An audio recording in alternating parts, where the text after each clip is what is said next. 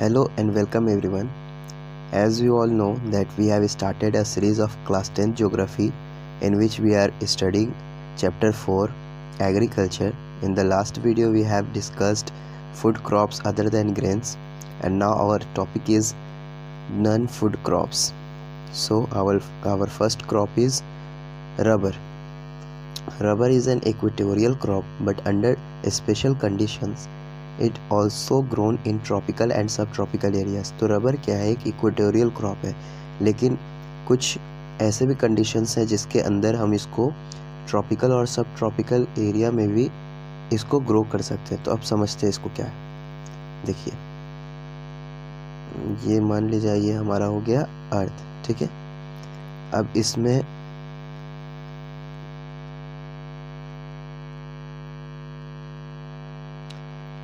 देखिए, ये हो गया इसका इक्वेटर, ठीक है।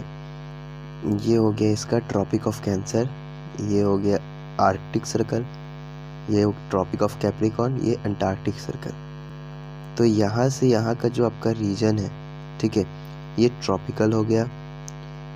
फिर यह आर्कटिक से ट्रॉपिक और यहाँ से यहाँ, ठीक है, अंटार्कटिक से आर्कटिक सर्कल से ट्रॉपिक ऑफ कैंसर और अंटार्कटिक सर्कल और ट्रॉपिक ऑफ कैप्रिकॉर्न, ठीक है, अंटार्कटिक सर्कल और ट्रॉपिक ऑफ कैप्रिकॉर्न। ये वाला रीजन आपका हो गया सब ट्रॉपिकल।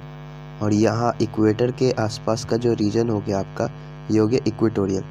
तो रबर इस इक्वेटोरियल रीजन में उगता है। रबर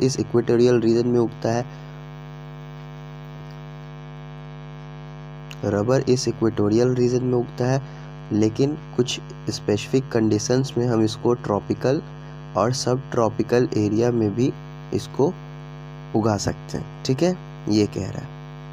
तो अब देखिए, it requires moist and humid climate with rainfall of more than 200 centimetre.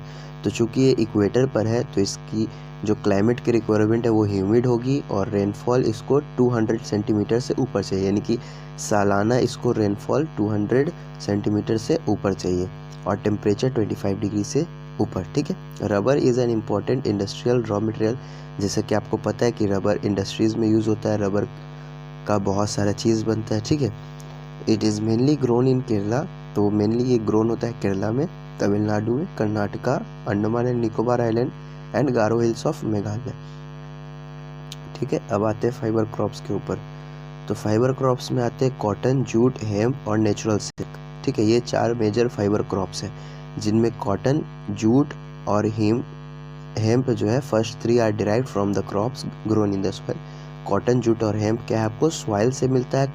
और नेचुरल सिल्क जो है, ये आपको सिल्कवॉर्म के ककून से मिलता है, ठीक है, जो कि मलबरी के पत्तों पर रहते हैं। Rearing of silk worm for the production of silk fibre is known as sericulture. तो सिल्क वॉर्म की जो पालन पोषण है, जो इसको डोमेस्टिकेट किया गया, मतलब जो इसको पाला जाता है सिल्क वॉर्म को सिल्क के प्रोडक्शन के लिए, उसको हम क्या बोलते हैं, सेरीकल्चर, ठीक है। Rearing of silk worm for the production of silk fibre is known as sericulture. अब आते हैं कॉटन के ऊपर। तो कॉलोनियल पीरियड से ये हमारा कॉटन हमारे इंडिया में चला आ रहा है, तो इसलिए इंडिया को कॉटन का ओरिजिनल होम माना गया है, ठीक है, कॉटन प्लांट का ओरिजिनल होम माना गया है। Cotton is one of the main raw materials for cotton textile industry. और कॉटन टेक्सटाइल इंडस्ट्री के लिए कॉटन मेन रॉ मटेरियल होता है। इन 2016 India was second largest producer of cotton after China. 2016 में इंडिया हमारा सेकेंड नंबर पर आता था कॉटन के प्रोडक्शन में after China. Cotton grows well in dryer parts of the black cotton soil of the Deccan प्लेटू। Cotton क्या है कि कॉटन को ड्रायर कंडीशन चाहिए, ठीक है, ड्रायर एटमॉस्फेयर चाहिए, यानी कि इस पर ज़्यादा बारिश नहीं होनी चाहिए। इट रिक्वायर्स हाई टेम्परेचर, इसको हाई टेम्परेचर चाहिए, रेनफॉल काफ़ी कम चाहिए, ठीक है। 210 फ्रोस्ट फ्री डेज, तो लगभग 6 से 7 महीना बिना बारिश का, बिना पाला का इसको रिक्वायरमेंट होता है इसके कल्टीवेशन में, ठीक है।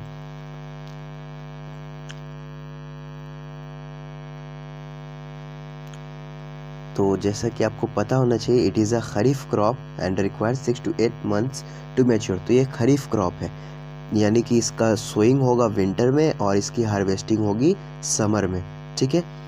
तो टोटल 6 to 8 मंथ्स लेता है कॉटन ग्रो होने में।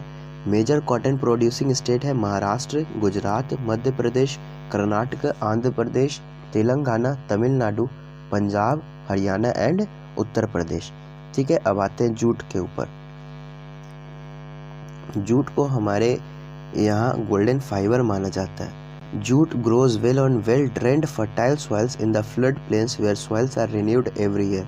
तो जूट फ्लडी एरिया पर, फ्लड प्लेन्स पर अकर होता है। क्यों? क्योंकि यानी कि वैसे ज़मीन पर जहाँ पर बाढ़ कंटिन्यू आते रहते हैं। बाढ़ आने की वजह से क्या होगा कि वहाँ की मिट्टी जो है वो फर्टाइल होती रहेगी लगातार, ठीक है, रिन्यू होती रहेगी।